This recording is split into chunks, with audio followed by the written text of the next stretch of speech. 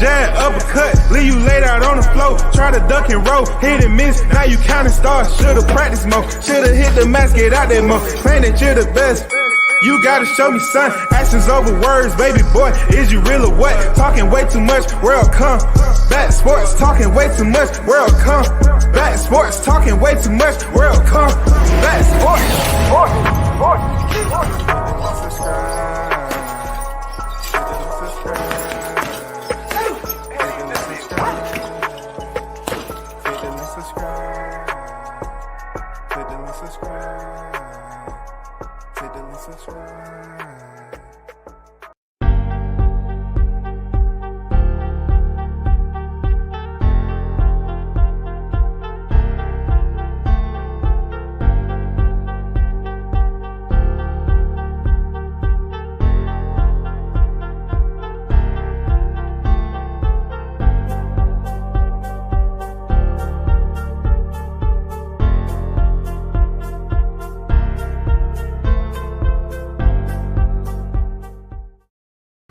What's good, WCS back on the boulevard once again. Salute everyone that's in the building.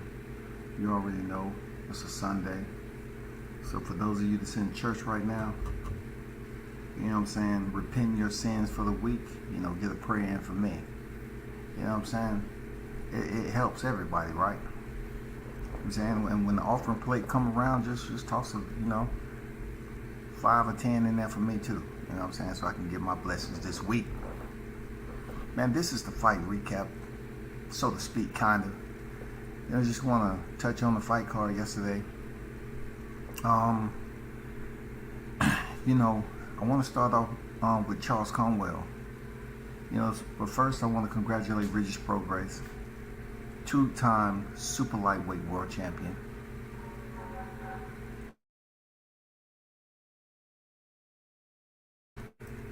He defeated Jose Zepeda and Regis Prograis Rougarou fashion, you know what I'm saying, improving his record of 28-1, 24 knockouts. He ended up stopping Zepeda in the 11th round firefight, which, you know, he slowly but surely broke Zepeda down. You know what I'm saying? Regis looked sharp in there. He looked quick. You know what I'm saying? He looked like he had a game plan. He didn't really press the gas early. He just wanted to see what Zepeda had to offer. And then he really started to, you know, to get closer and closer and start letting his hands go. Both of these fighters, you know what I'm saying, when you look at it, you check out the styles. Both of them are southpaws. And I'm not sure if that made it even easier, you know what I'm saying, for either fighter, but both fighters were southpaws. And for Regis Prograis, you know, he only had one other loss from defending his championship for unification against Josh Taylor, who went on to be undisputed. For Regis Prograis, this really is a solid win at this point in time for him, especially in light of Josh Taylor getting off all the belts. Regis get to establish his legacy even more by picking up the WBC title. Previously, he held the WBA title. So, you know, shout out to Rougarou, man. You know what I'm saying? He did his thing. Hopefully this opens up some gates for some other competitors in the 140-pound division, because we already know they stacked now. We know the 140-pound division is stacked. That's without a doubt. I mean, look, he's gonna have to fight for that belt, to keep that belt, rather. He's definitely gonna have to fight. Man, in the WBC right now, he just beat Zepeda. So you have Jose Ramirez, a former unified champion. You know what I'm saying? You have Teofimo Lopez, who a lot of people would like to see Teofimo get in there with Regis Prograis. He's ranked number 4 in the WBC. You have Sandor Martin, right? Teofimo Lopez and Sandor Martin is fighting next month. Then you have Don the One, the last Don rather, Gary Antoine Russell. He's ranked at number 6 in the WBC. Got to keep a lookout with him. And then I had to clear my eyes a little bit outside. They have Ryan Garcia. They have Ryan Garcia ranked at number 7 in the WBC.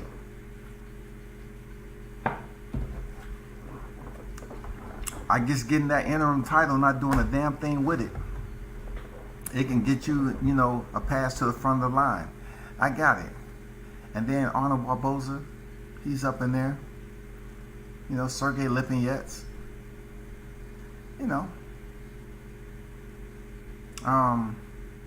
And the usual, Jose Pedraza, Richard Comey. You know, Montana Love is at the back end. No need to even mention his name, but you know, that's pretty stacked over there, man. So when you look at it, you know, you got the Jose Ramirez, Teofimo Lopez. I wonder if the Teofimo Lopez, Sander Martin winner, will we be looking for something in the near future? Because that would definitely be a tough fight for anybody. Regis Prograis is a tough fight for any one of them cats, man. You know what I'm saying? Any one of them. So we'll see how that plays out. But, you know, shout out to Regis, man, for getting the job done. I also want to touch on I want to touch on Charles Conwell.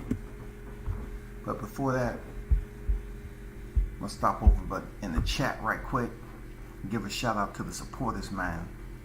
Shout out to King Mitch on deck on Sunday. What's good with it, Mitch? Goddamn, Mr. Gumbo, a.k.a. Hot Grease in the building. Salute WCS, my brother. Salute to your brother. May all is well your way. Michael Johnson Boxing Talking more on deck.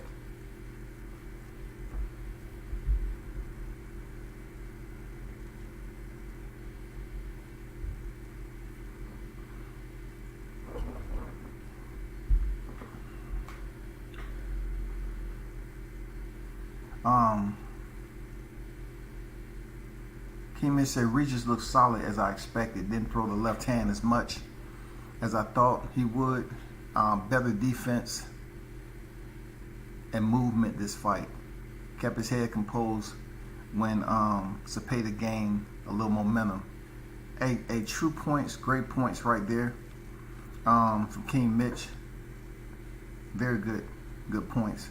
I say in 2018, if you look back at the 2018 Regis to now, when he fought Juan Velasco, definitely a better head movement type of fighter. You know what I'm saying? Even we can go to Josh Taylor. Josh Taylor, when he was, you know, attempting to unify against Josh Taylor at the time, you know, had the WBC and the IBF title. And, you know, Regis' head movement in this fight looked much better than it did against Josh Taylor. You know what I'm saying? And his quickness too. Like, I like how he give those head feints with the movement too. You know, try to work his angles a little bit better. He was being unpredictable in there. You know what I'm saying? Andrew Charles on deck. What's good? Regis looked good last night. Made Zepeda freeze up all night. Zepeda was just too slow, man. Listen, styles, we always say, makes the fight. When it comes down to someone that's unwilling to stand in front of you and bang, you're not going to get the Zepeda Baranchik effect. It's not going to happen. You're not going to have a rock'em sock'em, you know, robot type of damn throwdown. It's not going to happen. Yeah, those fights look interesting, but those fights take a lot out of you. Those fights take a lot out of you. We don't know how much was taken out of Zepeda when he fought Baranchik. Baranchik's, you know, he be trying to take dudes' heads off, you know. You talking about a guy who load up on damn near everything he throws. So Zepeda chose to stand there and bang, and he was dropped several times in that fight, but we don't know how much damage he truly took. We can't say nothing about Josue Vargas because the fight went by so quick, it was nothing to talk about. It was nothing to talk about. You know what I'm saying? But, you know, like you see these fighters get in there, you want to see if they have had improvement or whatever. And Regis definitely looked like the fighter who's been working on his defense, his angles. His hand speed is what it is, nothing too much different than I seen. I seen Regis down here taking care of Ivan Redcash with ease. He just looks sharp, man. I like how he was feeling comfortable in there, very fluent in motion. Regis don't have the longest arms, so for a minute when you was watching him fight Zepeda, trying to delegate some of his punch output towards Zepeda, he seemed like he was just outside range. You know what I'm saying? Just outside range. I don't know if he was respecting Zepeda's power early on in the fight, but once he got comfortable, he knew what his distance was, he was good to go. He broke Zepeda down, landed some hard shots. Zepeda just looked like he could never get into a groove in that fight from the movement and angles that Regis was giving him. I've always been on record as saying that Regis get hits too much. He get hit too much, right? Not after last night. He was moving his head in rhythm, like, you'll see rhythm fighters, how they move their head, they move their hand, move their head, and then they'll throw punches. Regis was basically giving those head feints, moving, changing positions. I like what I was seeing from Regis, man. He didn't make it an all-out freaking war. He did get touched up a little bit. Zepeda did have his moments where he was touching Regis up and he landed his shots, but nothing to the point where we can agree that Regis was in trouble.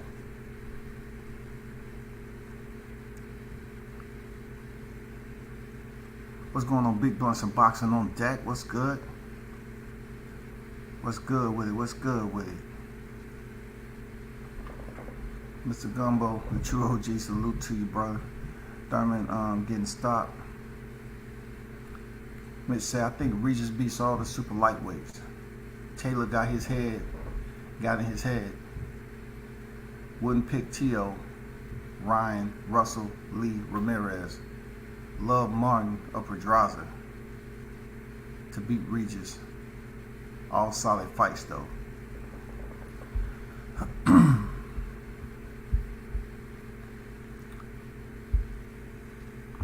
So, Mitch, I have a question. When you say Martin, right? You said, I got in his head, wouldn't pick T.O. Ryan, Russell, Lee, Ramirez. Oh, Love. My fault. Montana Love. I had to check that. I don't know why you put him in the picture. The man gets headbutted and he damn near throws his opponent over there on top of his dang companion dog. You know what I'm saying? I don't even know why you put him in the picture. You know what I'm saying? As long as he stay pretty throughout the fight, he good. By the time he get headbutt and they see that blood, he want to go to WWE, bro. Pedraza to beat Regis. All solid fights. So, I think Teofimo Lopez would be a good fight for Regis Prograis. A very, very tough fight. Seriously, very tough fight, man. You got some experience in there with Pedraza, of course, and Ramirez. You know what I'm saying? You just have to give them the benefit of the doubt, man. Like, dude, them some tough fighters. T.O., Russell is still trying to prove. You know what I'm saying? We understand everybody at 140 to a point. I can put T.O. in the same position. T.O. hasn't fought anybody on the level of Regis Prograis. So I got to put T.O. in the same position that I put Gary Russell. But I would say Teofimo Lopez, Gary Russell. I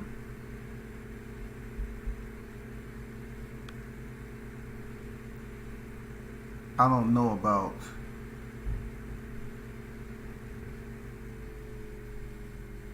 who is Lee. Who is Lee you talking about? Who is Lee? Help me out. Let me look across this motherfucker. Who is Lee? I don't know who you talking about, Lee. You must be talking about Brandon Lee or something like that. Don't Brandon Lee freaking fight at a whole nother division? Brandon Lee is almost like a freaking David Morrell. No, I'll take that back. Excuse that, but I could have sworn Brandon Lee is like still in the proving grounds on trying to make himself up the chain, bro. You know what I'm saying? But anyway, that's what I was trying to find out before I moved on. Said, what's up with Brandon Lee? Tony Boswell, what's good? Much respect. World Combat Sports in the chat. Stopped in to show support. No doubt, Tony. Salute to you, brother. Salute to you and the fam, man. One love to y'all on a Sunday. What's good? Hold on for a second.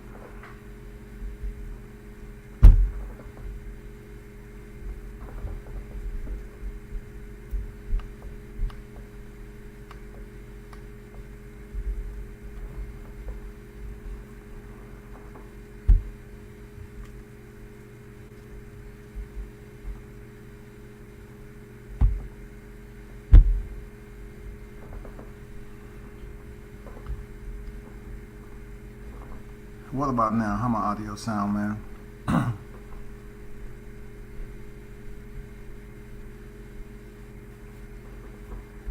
It might be my mic, man. I don't know. How it sound now? My mic sounds nice. Check one. Let me know, man. Let me know how my mic sounds now. You know what I'm saying? Oh, Brandon Lee. Yeah, that's what I thought. No, Brandon Lee is not even in the running, bro. I mean, that's good. Oh, for real? Okay, hold on.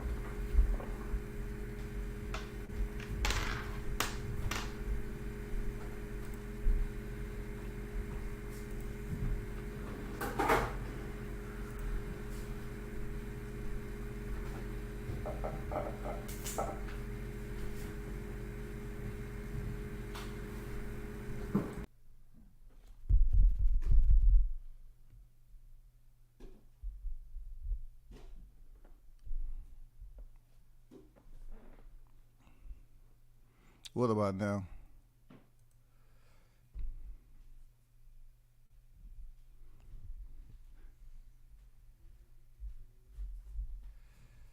What about now? Good?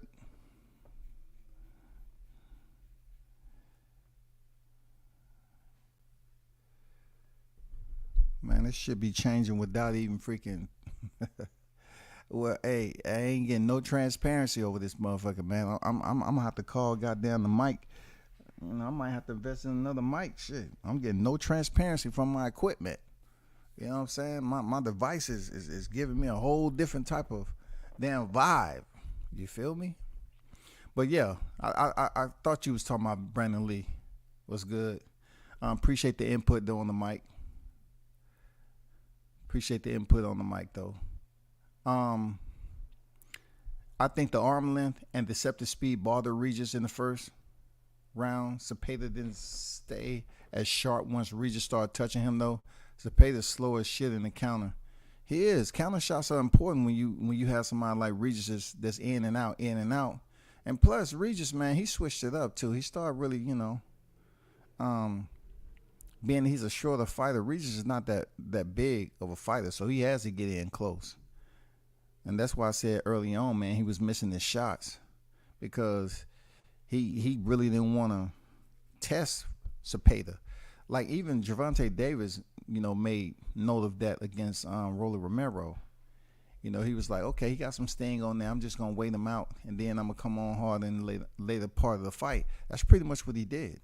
It's a smart strategy. I mean, without saying it, you just let it play out in the ring. You know what I'm saying? You know, he respected Zepeda's power. He seen him in there with Baranchik. He know he had heart.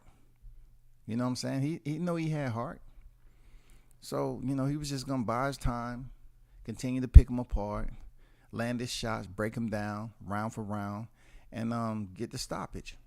And no matter if it was at the 11th round or the 12th round, it still goes down as a stoppage. And it looks good for Regis Prograis. Real talk, it looks very good for Regis Prograis.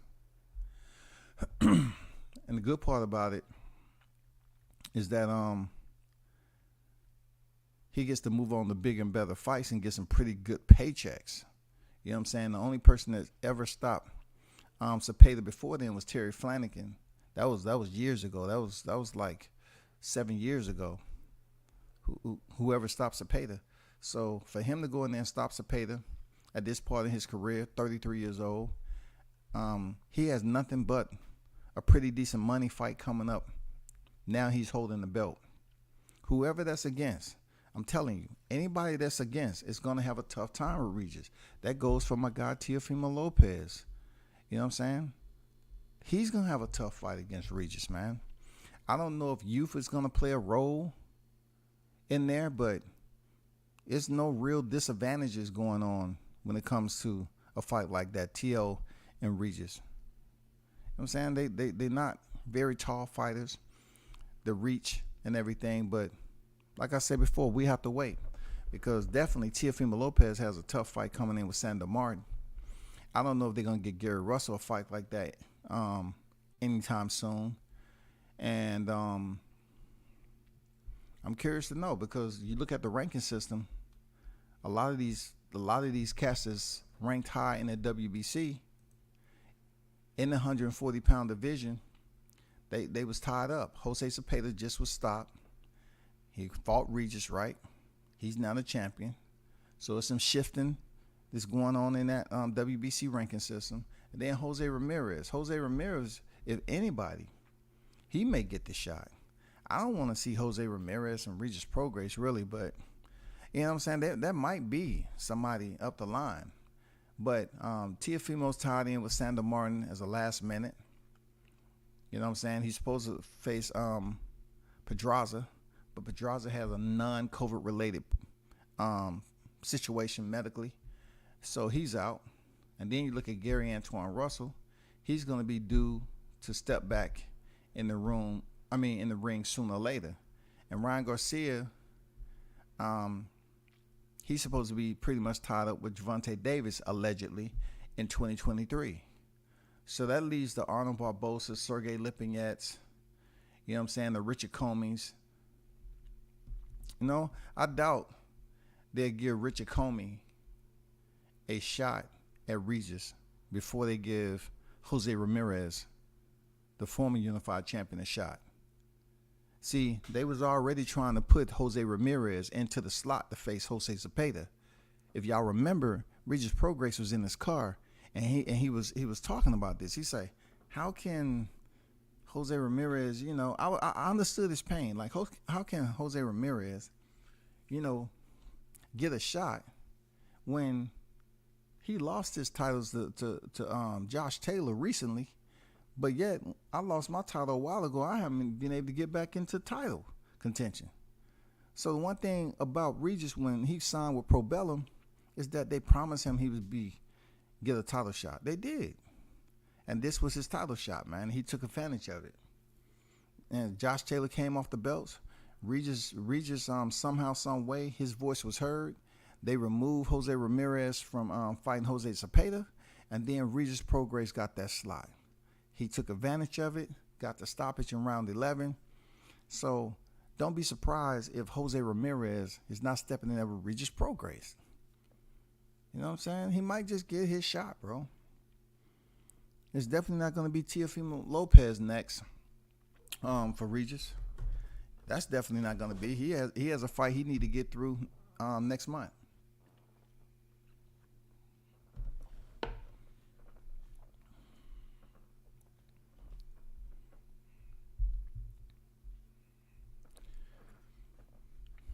Okay, Gumbo. You know, you're in the Massachusetts. All right, that's what's up, man. I think the arm length and the deceptive speed, I just read that.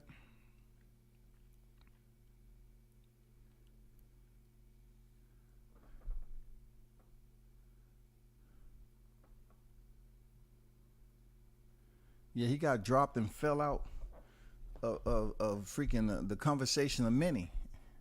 I like Brandon Lee though, man. You know, I like Brandon Lee, but you know he got some work to do.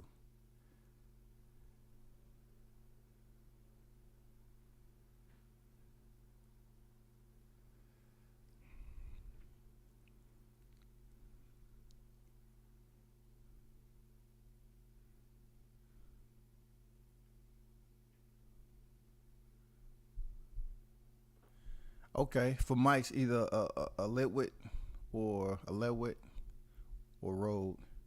I know what Rode is. I use that for my external piece on my cameras.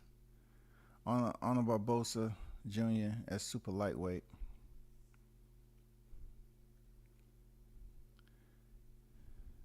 I mean, Barbosa has to prove himself too.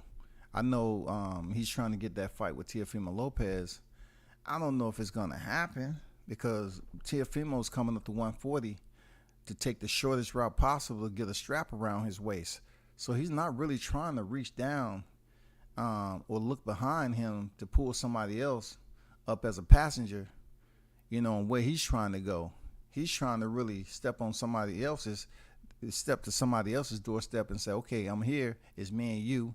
Sign the contract. Let's get it on and make it worth his while for titles. You know what I'm saying? They're trying to pick up a title quick. His dad say he's going to be undisputed. I know Mitch believes this, but Lopez Sr. said his son is going to be undisputed by 2024. I know if anybody in this chat believes that, that's Mitch. I know he believes that shit.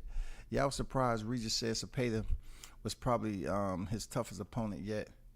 I didn't get that from the fight. Regis did very well. Zepeda was getting hit with some big shots last night. Look, if you didn't get that was his toughest opponent, then either Regis for one trying to just low key make it seem rougher than it is for anybody else that's coming up in the 140-pound division. He didn't want to overthink it like, I was in control the whole fight. I know he was going to be a tough opponent, this, that, and that. Give you the usual spiel. He was just trying to make it interesting because he knows who's lying in the shadows, man. You know what I'm saying? I didn't get that either. I didn't get that Zepeda was his toughest fight. But these fighters play mind games, man. Like, Regis is 33 years old. He needs to keep that title as long as he possibly can. And, he might have just been playing a little bit of mind games, a little bit of chess. He like I said, he knows who's waiting. He knows who's going to be coming up for him to defend that title. He knows. But whoever it is, man, it'll be a good fight, man.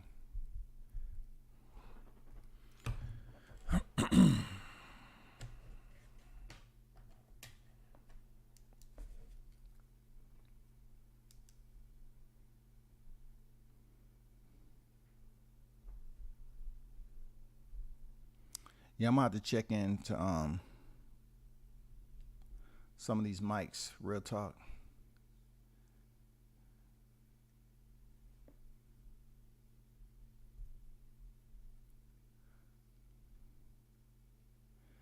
Might have to update my freaking audio. For real. To update my audio.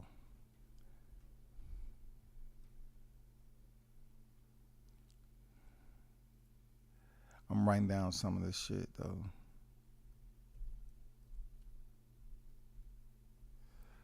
Okay, I don't believe Teofimo. What's going on, Juice? How you feeling, bro? Regis said he wants Taylor again, but what if Taylor loses the rematch against Catterall? I don't know why he wants Taylor again, and Taylor only has one belt. If Taylor keep that belt, cool. Unification is all right. Unification is all right. We know it'll look good on Regis to be unified because the person that beat him for the first time went on to be undisputed. So it'll definitely look good for Regis. He has to go in there and win, though. And I think at this point in time, he may indeed beat Josh Taylor. If Catterall don't disperse of him first, Yeah, they said in the past fight press conference, Regis was up 8-2, 7-3 after round 10. By round 2, Regis looked like he was getting in his groove, taking over the fight. No doubt. IBF got some guys in their rankings that I have to check out. Jeremiah's Pons, ranked number 1 from Argentina, 30-0. Yeah, they have to just get to that level of competition though. Some of these guys, man, they show up and show out when it's time. Like Charles Conwell. Shout out to Charles Conwell, man. Charles Conwell is one of those fighters who was out of the game for a minute, going through some stuff. You know, I chopped it up with him on the phone. You know, he's 18-0, 13 knockouts. He came in there and fought a tough competitor and won Carlos Abreu. Man, very tough, man. Abreu is very deceiving. You know, he doesn't look like he's doing much, but he tries to bully. You know, he was in there trying to rough up and give Conwell that pressure. Stay in his phone booth space, man, and really try to land some punches on the inside early. You know what I'm saying? Early on Conwell. And he was able to get a cut on Conwell's left eye in the first round, dog. This is a 10-round fight, and you're cut in the first round. So what I say to this, Charles Conwell proved once again that he is a dog, man. Conwell is a dog, for real. He took some punches in there. He gave some punches. That was a dog fight. I ain't gonna lie. That was a dog fight in there, man. That shit, if you really paid attention you had to pay attention to who was landing on the inside. You know what I'm saying? Who was basically delivering the more effective punches throughout the round. Because some of those rounds look close just from them being chest to chest, you know, in the clinch a lot of time doing some dirty boxing. It was a lot of short inside hooks by Conwell. It was just, you know, like an inside fight game majority of the fight. Those fights like that can break a fighter down. It can really test your will. And you know, I was looking at Charles Conwell. I was like, damn, Abreu is pretty much showing you everything that he's going to do for the entire fight right now in the first round. He's going to try to stay close, and he's going to try to rough you up. And being that he was able to get that cut over Charles Conwell's left eye, that's exactly what he wanted to do, man. He wanted to stay in the clinch, fight on the inside, dirty boxing, and rough him up. But shout out to Charles Conwell for showing his durability in there. Blood dripping in his eye and everything. Still was able to land some solid shots, especially that overhand right. Sometimes he didn't even set up the two. Like, he'd just come in. His shit was so quick. Sometimes he'd use it for a counter. Sometimes he'd just, you know, work his way on the inside and land his power shot. He did hurt Abreu several times in that fight. But like I said before, Abreu showed his toughness in there. I mean, you have to look at it like these fights are only going to get tougher and tougher at 154. So, you know, seeing Charles Conwell get through Abreu and almost stop him, you know, he had him hurt and almost stop him. It's gonna be good to see who he fights next at 154. It's such a packed division though. But Charles Conwell showed he has strength, durability. He's durable. You know what I'm saying? Even in the eye of adversity, Conwell showed that he can fight through that and maintain his composure and keep at task and stay on task. He wasn't really up there complaining all the time about the freaking blood coming down in his eye and all that. No, man. No. I gotta salute Bad News once again. Because he was in there with another guy who was trying to basically carry out the same assault that he was. You know what I'm saying? He was trying to make it rough, a knock him out, drag out fight. And whoever was the toughest out of the two, that's the one that was gonna be standing at the end. And Conwell got the majority of the decision because one judge had it 95-95. You know what I'm saying? And then Fernando Villarreal had it 96-94, and Zachary Young had it 98-92. So the judges over there, I don't know what they was looking at. I don't know. I'm gonna get to that Mar Charlo You have no idea why I didn't put him in my freaking title, dog. Bivol was not taking that nigga serious at all. Okay, I'm gonna get to that. But shout out to Regis Prograis. I don't sit up here and do punch for punch. I leave that up to boxing gyms who do an amazing job. You know what I'm saying? With breaking down the fight, the punch, the movement, the setups. You know what I'm saying? Itemizing what you're looking at. You know what I'm saying? Really separating it and giving you a different type of analytics.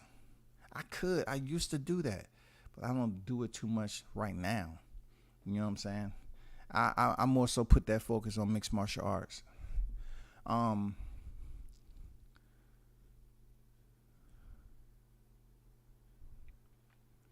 Blunt said Conwell won't have much success at 54. I feel like he gets beat by a lot of them dudes up there.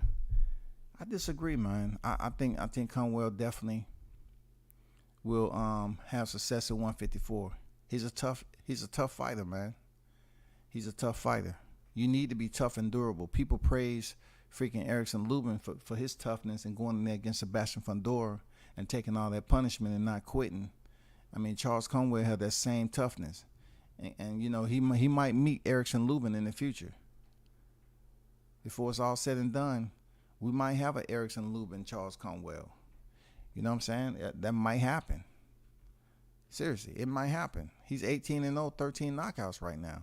It's only a matter of time before they make a fight like that.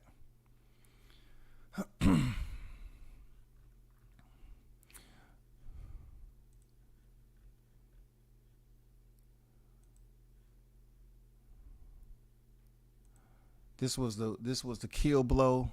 The referee stepping in and stopping the fight in the 11th round. Zepeda down. You know what I'm saying? Zepeda's down in the 11th.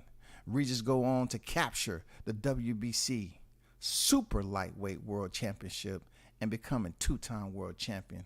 Salute to Regis Prograis Rougarou. You feel me? Big shout out to Charles Conwell, man. Look forward to your next fight in the division and see who that's going to be. Definitely, I wouldn't say Sebastian Fundora coming up anytime soon, but see big things for Charles Conwell coming up. Seriously.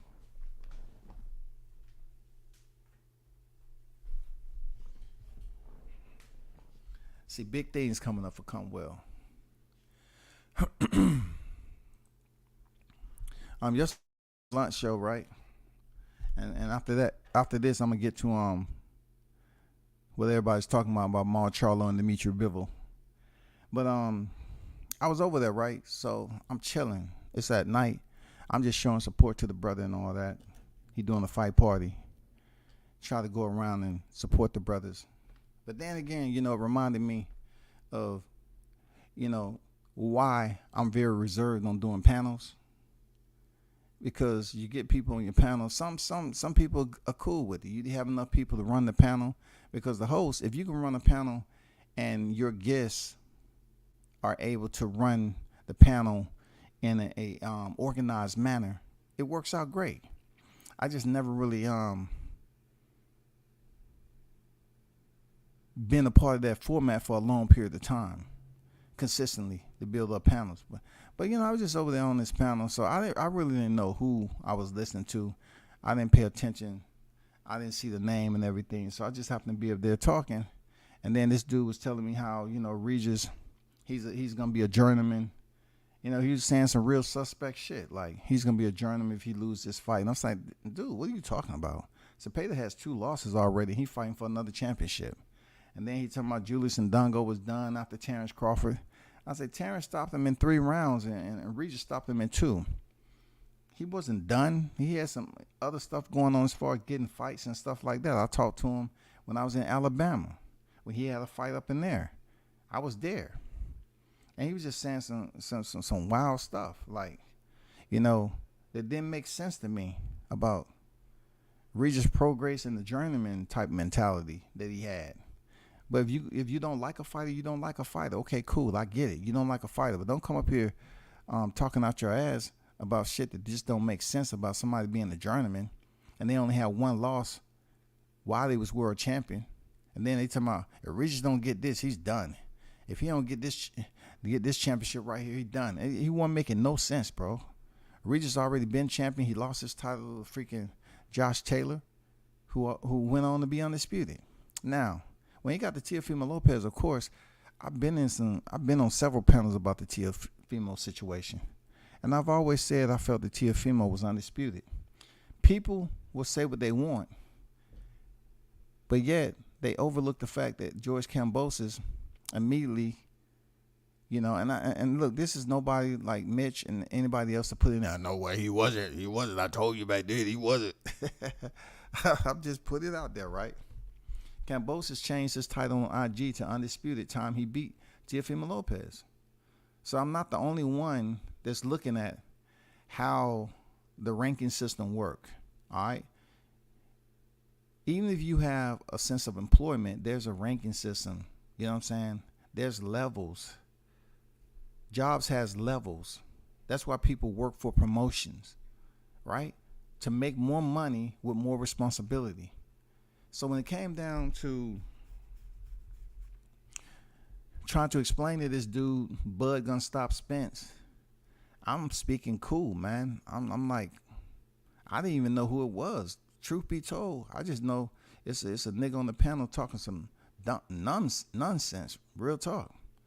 So when it got to me saying that Teofimo and everything was undisputed, he started talking like he don't know who's been traveling on these YouTube streets, bro. Like, you can't come to me with the same rhetoric that I've heard already. That T.O. is not undisputed. He's not a part of the 4-belt era and this and that. And I kept telling the dude, listen, in the 4-belt era, maybe they're not going to recognize him as the undisputed. But later on in boxing, Mauricio Suleiman, the same guy who created the belt, the same guy who's in charge of that WBC coveted belt, all right, that everybody considers a super title in certain other divisions, right? He created this fiasco. He created the fiasco to implement the franchise belt. Now that the franchise belt is in existence, he is very selective on how he insert that belt into the division. All I was saying, in the future, Teofimo and George Kambosos will be recognized as undisputed title holders in the future in the franchise era.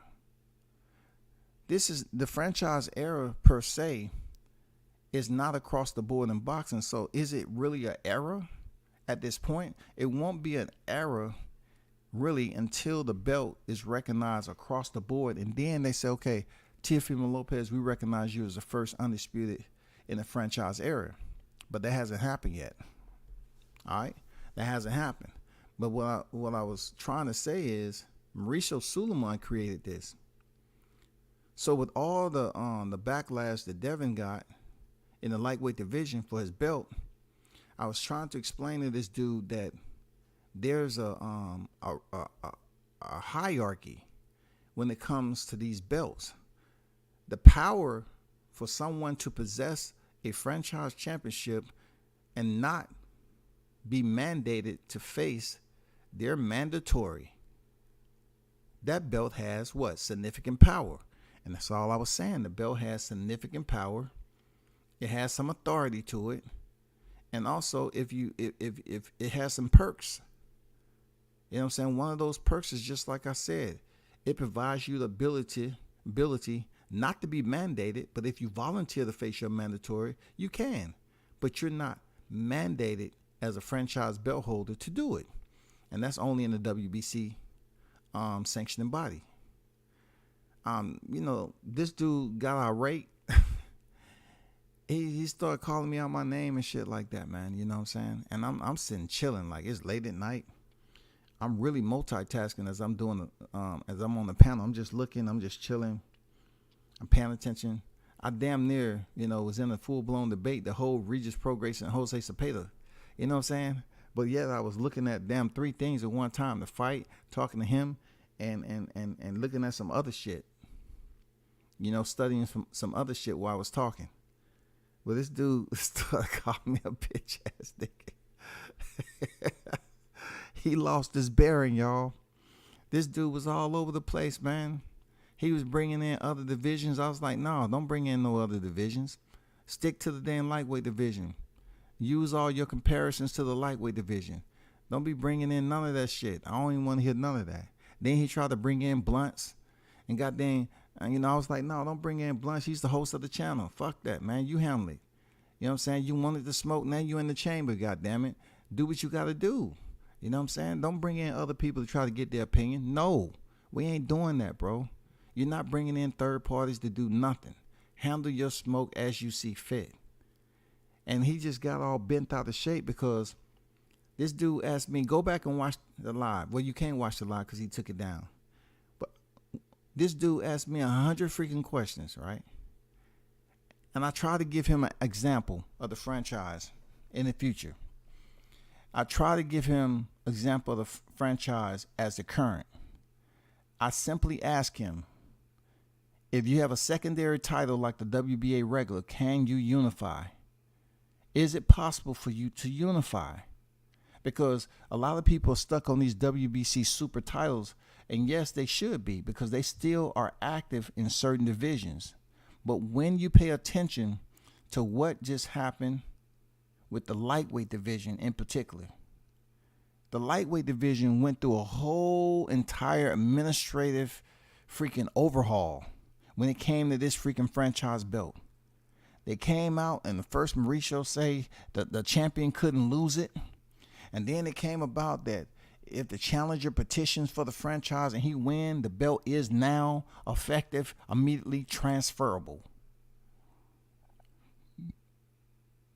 Already been down these franchise streets over and over again, man. Like I know people that don't watch the channel or may not have a depth of knowledge or whatever. I understand where you're going. You may not be astute, but when you start recycling, regurgitating the same information over and over again, it's not going to make any sense to me. To entertain you, I'm just going to say, bro, I already heard that shit before. But he kept trying to bring Bill Haney. I already been on the panel with Bill Haney. Bill Haney is not the first time he would hear what I'm saying. Was Devin Haney, was he placed in a bad light when he had the WBC title? Of course. And that's what I'm trying to tell him. Look how they treated Haney, right? Look how they treated the man. You're trying to sit up here and defend a franchise belt, a rebuke a franchise belt. And I'm trying to explain to him how they actually treated him. He's busy up here talking about what Devin currently has. And I explained to him, yes, he's the first one ever to do it in boxing, and he's the only one. He has the franchise belt all the way down to the WBO. All of them. No one has ever did that. All of them. So in the future, he too will be considered a franchise title holder. Seriously. So you're going to have Devin Haney, Teofimo Lopez, and George Kambosos. You just have to let the months go by. And if Mauricio Sulaiman intends to keep the belt in existence, okay, then you're going to see those three individuals. You're not going to see Lomachenko because he didn't beat Teofimo Lopez. So therefore, I'm telling you who it is. It's going to be Teofimo Lopez, George Kambosos, and Devin Haney. But the one good thing about Devin Haney's win is that he picked up all the straps. So he's absolutely a undisputed champion in the four-belt era, what Teofimo Lopez is not. But the reason why I'm saying he's undisputed under the franchise belt, because they provide that belt, especially in the lightweight division, they place it at a higher ranking than the belt that Devin Haney has. Is that any other place, any other division? Yes. Yes, it is. In the super flyweight division.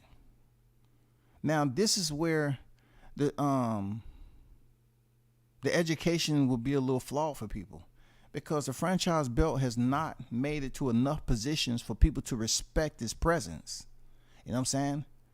The paperwork still is in the process of making this official across the board and recognized by every sanctioning body and place that franchise in every position. Is it possible for it to have the same setup as the WBA? It's possible. It's possible. But it was just a debate. I'm not gonna freaking take too much time on it. But this dude, somebody he'll beat my ass, and when he see me in person and shit, this dude, brother, I let you on my panel, man. Look, you gotta understand what a debate is, man. These debates in the YTC jungle can get very, very aggressive. But I understand when people are under influence or doing whatever they're doing, their temperament may be on a short lifeline. You know what I'm saying? They may be impulsive quicker than you would think, because I didn't think I was saying anything just crazy. But this dude, you know, sit up here and threaten me and shit, man. Got all mad, ran off the panel. Blunts didn't kick him off the panel. He ran off the panel twice, bro. You know what I'm saying? Calling somebody a bitch ass nigga, like, dude, we having a debate on a topic that you was up here, you know, trying to dog out Teofimo Lopez. I disagreed with you. I just disagreed with you. Like debates are in boxing. And then you just kept on asking me 100 freaking questions. So if you're going to ask, be able to answer. I ask you simply, can a boxer unify if he has the WBA regular title? And you couldn't answer that. So I told you to brush up on your knowledge and then return. That's all I said. That's all I said. Because you keep talking about the WBC title that Devin had. And yeah, in certain other divisions, that title is the super title, but not in the lightweight division. Not when the franchise is active. So if it's indeed that case, there's no way Devin could have became unified if that belt system was in place like the WBA. There's no way he could have became unified if the franchise was in place like the WBA and Devin's belt was a secondary WBC title. There's no way that he could have became unified. And I was just trying to put that out there in the future. If they make that belt across the board a WBA regular title and you have a WBC regular title across the board, you're not going to be able to unify anymore with that particular title that used to be a super strap. It's done. Over. So it's possible for things to change. It's very, very possible, y'all. It's very possible for, you know, and also asking about the four, what era are we in when it comes to undisputed? What are we talking about? Huh? Yeah? What? Okay, we're in a 4-belt era, right? That means before then, it was less belts than 4, right? So therefore, we graduated to something new in boxing, 4-belt era, including another sanctioning body, right? Okay, so if that's the case, why are you acting like boxing can never make implemental changes that affect boxing across the board?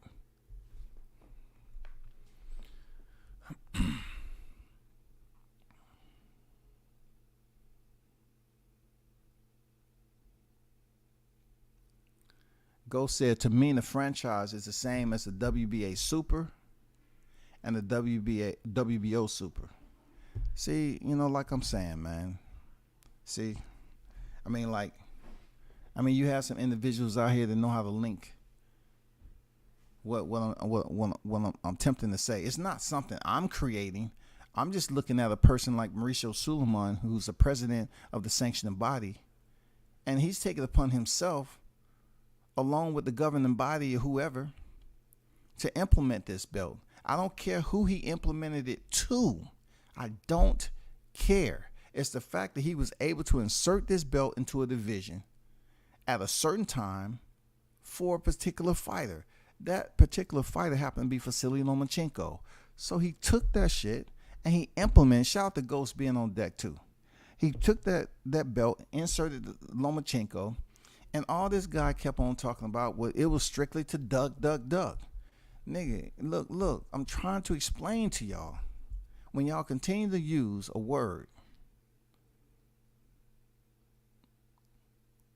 duck, you use it too much. Because really it's just a slang terminology for people to have some type of smiles and giggles and shit like that. For somebody to base their opinion off of just because of what they feel. I would tell you all again, Devin Haney wasn't the mandatory for Vasyl Lomachenko. He fought Abdulayev for an interim title. It was not a title eliminator. It wasn't. It wasn't a title eliminator, bro. If it was a title eliminator, we talking a whole different type of setup and calendar for him to step in there with Lomachenko, but that wasn't the case.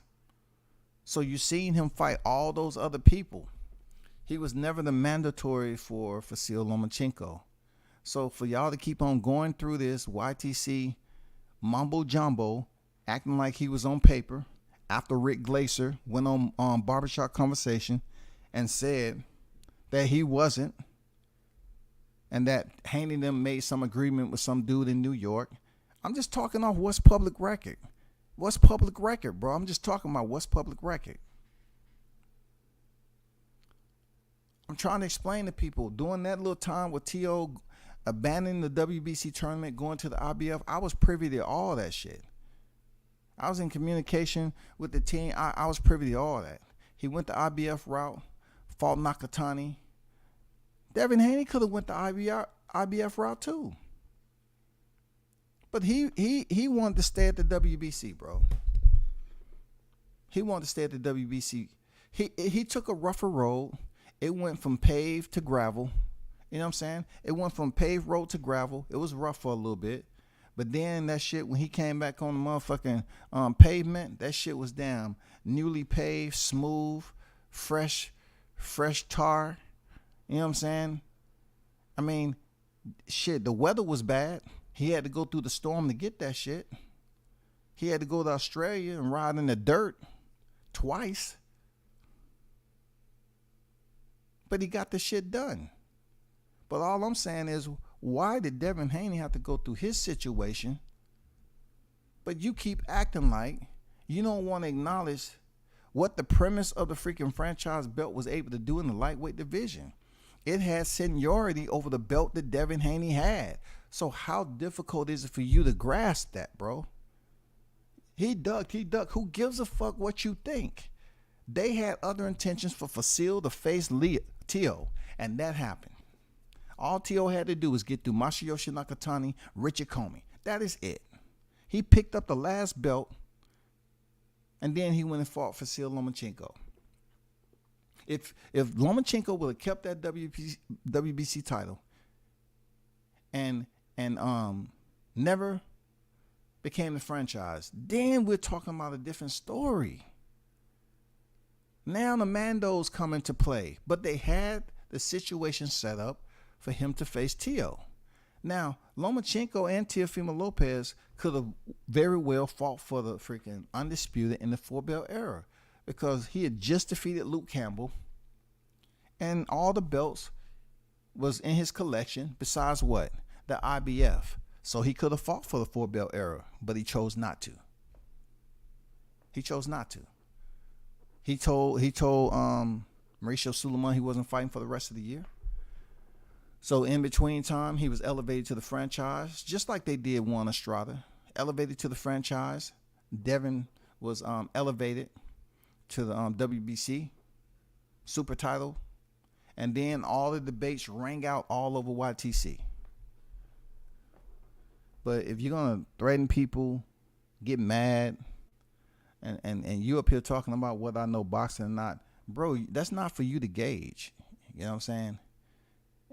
You definitely ain't proving nothing to me on telling me how much boxing knowledge I have. You just was mad because you wanted to overtalk me. You wanted to damn dictate the narrative. You wanted to control the momentum and the flow and the energy of the narrative, and you wasn't able to do that. You asked me I don't know how many questions. You couldn't stay on freaking topic, and your whole ass ran off the panel. That's exactly what you did. You ran off the panel twice to my, I ain't finna overtalk. You was overtalking me the whole time. So don't come up here talking about no threats, you know, and all that shit. I mean, what are we talking about? Now we talking about a YouTube debate going to the streets. Off a YouTube debate, now it goes to the streets. Stupidity, bro.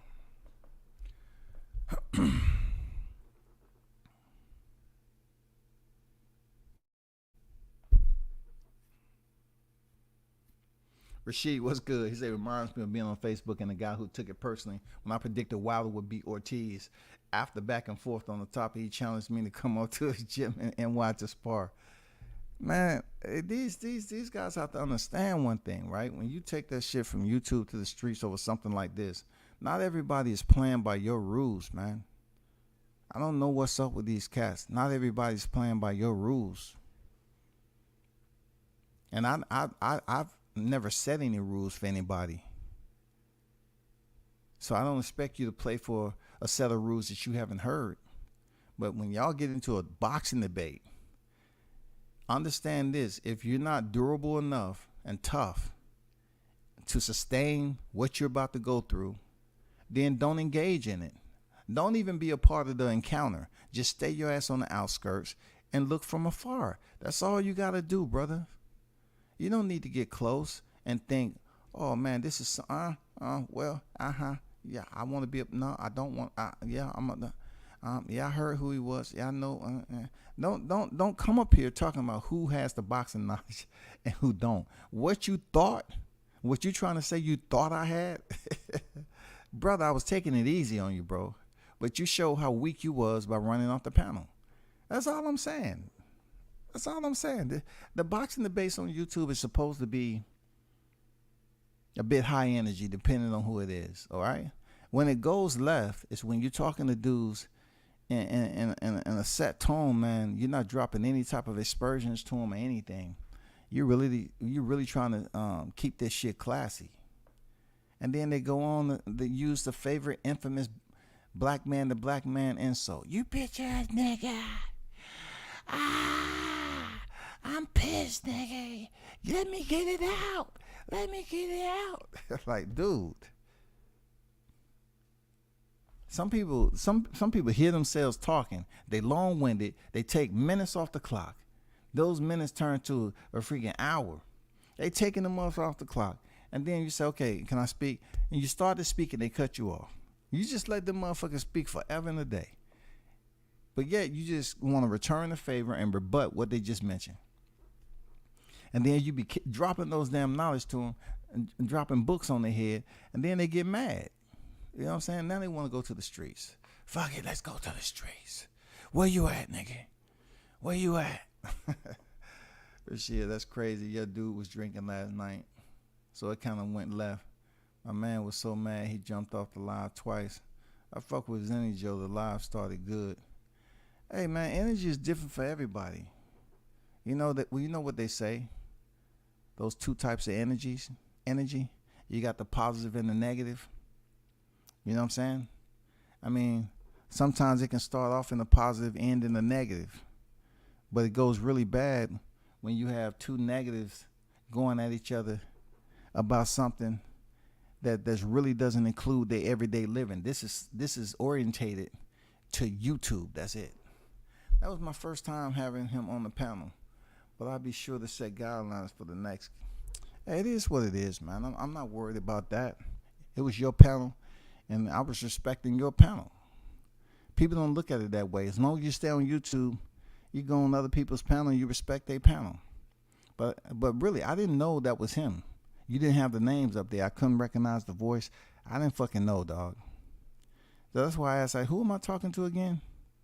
And then he told me, he's like, yeah. I say, oh. I say, you still gonna get the smoke though, bro. You were saying some dumb shit. And I've been telling you since, man, bro, I even asked Blunts, I say, bro, what's up with your man? What he's talking that Regis about to be a journeyman? Well, what is he talking with Teofimo Lopez? You talking about Devin Haney was a mandatory. What are you talking about, bro? What are you telling me all this stuff that's been regurgitated throughout the YTC just like flushing a toilet, bro? We've seen that already. We've seen that in debate after debate after debate, man. You going through telling me what the damn franchise belt isn't? We've heard that already. But you can't deny that Mauricio Suleiman inserted it into his sanctioning body, right? In the lightweight division, and provided it with power. He provided that belt with power so that the owner of that belt didn't have to face mandatories. That's power to me. That says me. Hey, I hold a franchise, you hold a WBC. It's all for talking points right now because I don't have to face you. So that person have to make a decision. They stay there or they keep it moving somewhere else. You know what I'm saying? Let's take a look at it. Freaking George Kambosos, like I told y'all, he didn't even want to face Devin Haney. He had his sights set on Lomachenko. It's preference. He wasn't looking for Devin Haney. He was looking for Vasyl Lomachenko. He wasn't looking for Gervonta Davis. He was looking for Lomachenko because he feel he can do what the hell he wanted. He wasn't concerned about Devin because Devin couldn't do shit. He wasn't a mandatory. Devin had to get it the hard way when the damn shit fell out with Lomachenko, and now they had to come back. And now they was gonna make an example. Oh, I got to come back to you. I'm gonna make it to the point where you want to turn down the fight. We're gonna give you a lowball ass offer and see if you sign it. If you don't sign it, then we're gonna put you on blast and say you ducked. What you want? You tell me what you want. Changing courses, man, about Mar Charlo.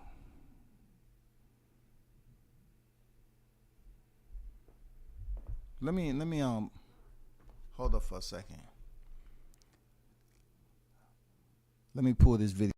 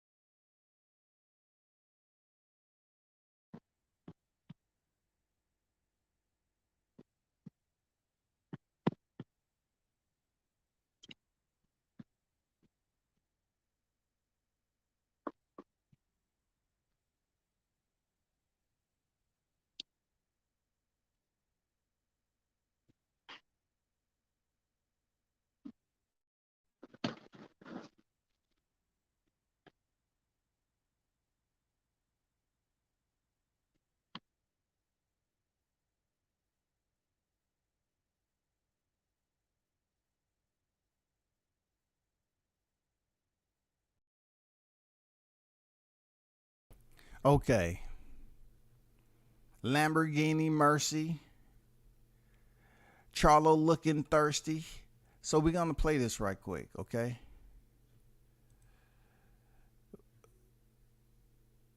We're going to play this right quick. So y'all hold on for a second.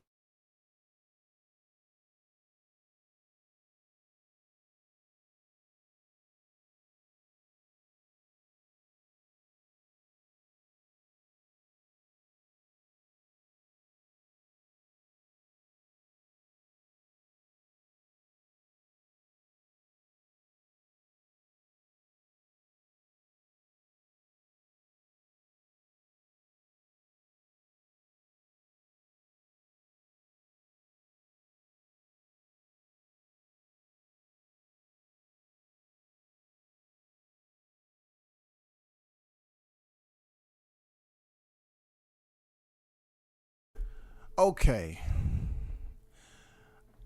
We have to take a look